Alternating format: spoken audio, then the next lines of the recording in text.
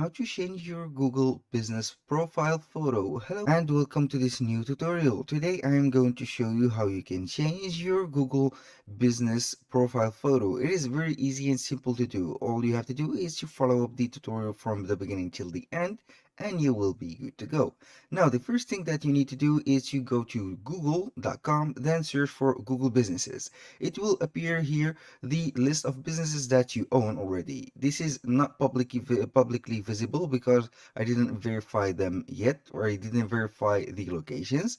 You are going to click on get listed on Google right here, and then we are going to see this Google business profile. You click on sign in and you will be guided to these shops.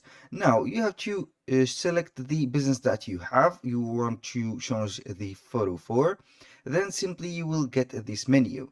After that, you click on photos, and here you can add multiple photos. These are for the shop photos, or you can add a logo. For example, I will add a logo like that, and we will see. I will add a simple logo that I have created using Canva, and we will see the result. Here, this is a logo. Click on save right here, and here we go. Everything is set up. I'm going back right here to see what do we have now.